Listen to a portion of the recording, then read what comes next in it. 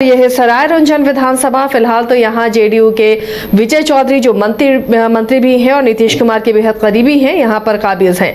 लेकिन इस बार का मुकाबला कितना दिलचस्प होगा, क्या यहाँ पर त्रिकोणीय मुकाबले के आसार दिख रहे हैं? क्या गठबंधन के तहत ये सीटें जिन्हें गई हैं पिछली बार इस बार भी जाएंगी और मुकाबला फिर कैसा होगा? समीकरण इस बार किसको फेवर करते हुए नजर आएंगे? रंजन जी, सरायरंजन में इस बार क्या कहानी नजर आ रही है और किस तरह का मुकाबला हो सकता है? देखिए, सरायरंजन का चुनाव इस बार भी इंटरेस्टिंग होगा और जहां तक सरायरंजन की बात है, वहां पर राजनीति इस तरह से रची बसी है कि इससे अलग होकर आप नहीं देख सकती चीजों को। तो सरायरंजन इसलिए भी महत्वपूर्ण है कि यहाँ नीतीश सरकार के सबसे पावरफुल मिनिस्टर जो है वो चुनाव लड़ते हैं। नीतीश कुमार के बेहद करीबी हैं। यहाँ पर जो है विजय कुमार चौधरी यहाँ से चुनाव लड़ते हैं और पिछले 3 चुनाव से लगातार वो जीत हासिल कर रहे हैं। इससे पहले वो दलसिंह सराय से भी चुनाव लड़ा करते थे और तब वहाँ से भी 3 बार जो है वो विधायक रहे हैं। लेकिन तब पार्टी जो है वो कांग्रेस हुआ करती थी।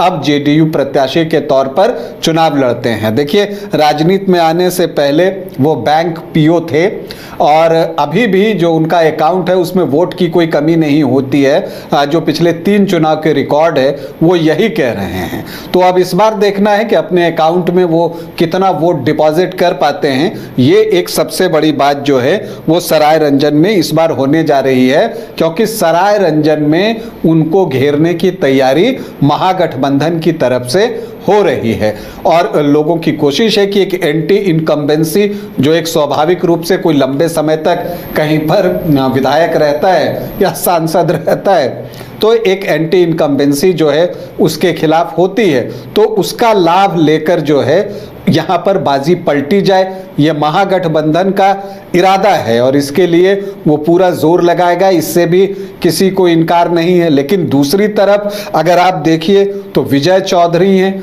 वो भी राजनीति के कुशल खिलाड़ी हैं और उनकी जो सबसे बड़ी खासियत है कि सॉफ्ट स्पोकन है और जो नेतृत्व अपने क्षेत्र का है उसे बेहतर तरीके से कर रहे हैं और प्रशासक भी अच्छे माने जाते हैं। तो इस वजह से उनकी अपनी जो है यहाँ पर दावेदारी रहती है और मजबूत रहती है। हालांकि हम देख रहे हैं कि चुनाव यहाँ धीरे धीरे क्लोज होता चला जा रहा है।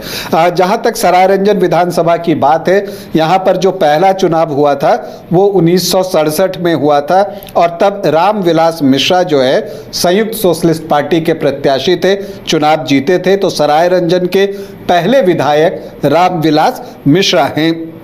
अब तक कुल 14 चुनाव जो है वो सरायरंजन में हो चुके हैं। लेकिन जब आप सरायरंजन सीट को स्कैन कीजिएगा तो दिखेगा कि यहाँ सोशलिस्टों का दबदबा रहा है और दबदबा ऐसा वैसा नहीं रहा है। लगातार जीत जो है उन्होंने हासिल की है और यहाँ पर समाजवादी विचारधारा ही प्रवाहित हुई है। यहाँ पर अब तक कुल 14 चुनाव हुए हैं, उसमें कांग्रेस को सिर्फ 1 जीत मिली है। इसी से आप अंदाज़ा लगा सकती हैं कि यहाँ पर सोशलिस्टों का क्या दबदबा रहा है। एक जीत जनसंघ के भी नाम है। कांग्रेस ने जो एकमात्र जीत हासिल की है वो 1985 में की है।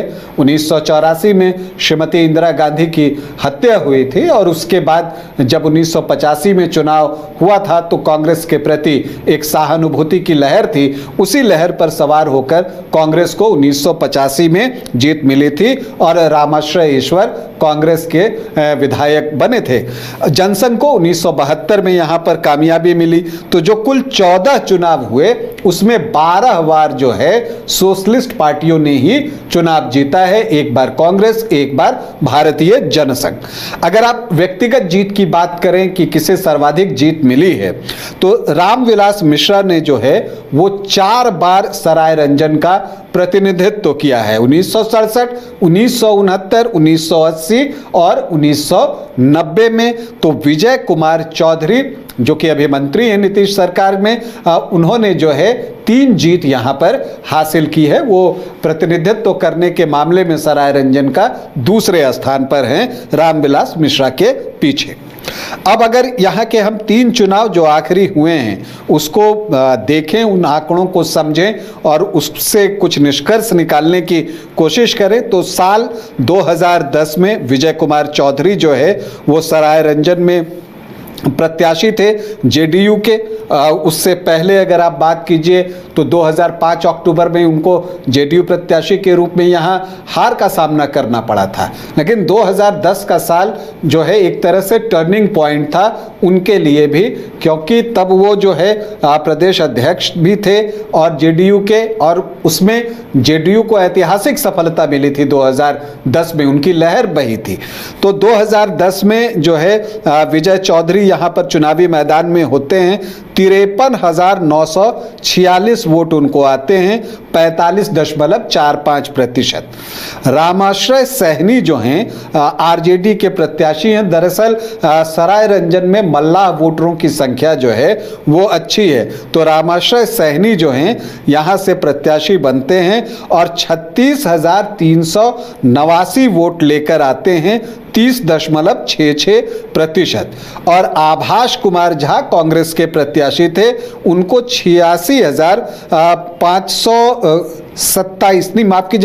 8,652 वोट आते हैं, 7.29% वोट। तो एक ट्रायंगुलर फाइट थी जहां पर 17,557 वोट से विजय कुमार चौधरी को जीत मिलती है। हालांकि 2015 में राजनीतिक परिस्थितियां जब बदली तो बहुत कुछ बदला। जेडीयू जो है वो एनडीए खेमे से निकलकर महागठबंधन में जा चुका था, और महागठबंधन में जाने का फायदा भी जेडीयू को था क्योंकि आरजेडी और कांग्रेस के वोट उसके साथ जुड़े। और यही वजह है कि 2015 में विजय कुमार चौधरी को 53.23% वोट मिले, 81,055। तो और उनके सामने जो बीजेपी प्रत्याशी थे रंजीत निर्गुणी, उनको 47,011 वोट आए, 30.88%। तीसरे स्थान पर नोटा था और चौथे पर झारखंड मुक्ति मोर्चा ललन कुमार ईश्वर थे, 3,565 वोट, 2.5% के आसपास उनका मत प्रतिशत था। तो यहाँ पर जीत मिली विजय कुमार चौधरी को 34,044 वोटों की। फिर 2020 आता है, परिस्थितियां फिर बदली। अब जेडीयू एनडीए में था, दूसरी तरफ आरजेडी जो है वो लेफ्ट और कांग्रेस के साथ एक महागठबंधन में था। विजय कुमार चौधरी फिर से चुनावी मैदान में उतरते हैं और आरजेडी जो है यहाँ से अरविंद कुमार सहनी को अपना प्रत्याशी जो है वो बनाता है और इस बार मुकाबला कांटे का होता है। और वजह इसकी ये थी कि जो एक ट्रेंड था 2020 चुनाव का कि जहां जेडीयू वहां एलजेपी, तो एलजेपी ने इस बार जो है आभाष कुमार झा को, जो कि 2010 में कांग्रेस के टिकट पर चुनाव लड़े थे, उनको अपना प्रत्याशी बनाया। और यहां पर ब्राह्मण वोटरों की संख्या अच्छी खासी है, तो इसका असर भी दिखा। 11,224 वोट लेकर आभाष कुमार झा आए, 6.61%। अरविंद कुमार सहनी को आए 69,042 वोट, मतलब 40.4% वोट। और विजय कुमार चौधरी को मिले 72,666 वोट, मतलब 42.5% वोट। तो जो मत प्रतिशत था, हार जीत का जो फासला था, वो सिर्फ 1.6% वोट का था। और यही वजह है कि जो जीत मिली विजय कुमार चौधरी को वो सिर्फ 3,624 वोटों की मिली। और डिफरेंस चूंकि 1.6% का है, तो अगर 0.8% वोट इधर से उधर हो जाए तो बाजी पलट सकती है। तो ये चीज जो है दिखी 2020 के चुनाव में। और चूंकि मार्जिन इतना कम हो गया कि महागठबंधन का उत्साह बढ़ा हुआ है। हालांकि जब लोकसभा का चुनाव हुआ तो नित्यानंद राय को यहां पर 52% वोट मिले हैं, 52.35%, और वो लगभग 19,500 वोटों से लीड करने में कामयाब हुए हैं। लेकिन जब नित्यानंद राय चुनाव लड़ते हैं तो यादव वोटरों का बड़ा हिस्सा जो है उनकी तरफ जाता है। तो अब अगर हम देखें कि इस बार दावेदार कौन कौन हैं, तो जेडीयू से तो एक ही नाम है, विजय कुमार चौधरी ही होंगे, क्योंकि वो तो कितनों के टिकट फाइनल करेंगे तो उनका टिकट पर कोई खतरा हो ऐसा तो कहीं से दिखता नहीं है। हाँ, अगर वो नहीं लड़ना चाहें खुद तो उनके बेटे चुनाव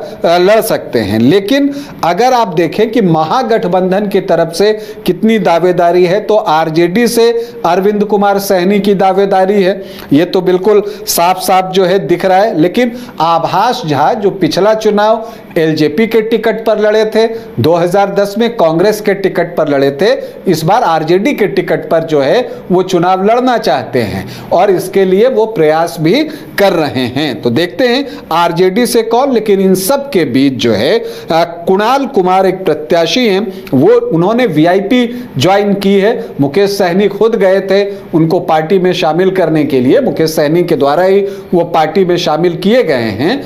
और यहां पर चूंकि मल्लाह वोटर्स की संख्या अच्छी है, तो ऐसे में वीआईपी भी इस सीट पर दावेदारी करता हुआ दिख रहा है। तो अब देखना है कि महागठबंधन किसे टिकट देता है। पहली बात तो उन्हें यह तय करना है कि आरजेडी चुनाव लड़ेगा या वीआईपी। आरजेडी लड़ेगा तो प्रत्याशी कौन होंगे, और अगर वीआईपी लड़ता है तो प्रत्याशी कौन होंगे। अब अगर हम यहाँ के जातीय समीकरण को समझने की कोशिश करें कि वो क्या कुछ है, तो देखिए यहाँ पर अनुसूचित जाति के वोटर्स 19.14% हैं, मुस्लिम 10.4% हैं और यादव जो हैं वो 14 से 16% के आसपास हैं। तो जो एमवाई है वो 24.5 से 26.5% के आसपास पहुंचता है।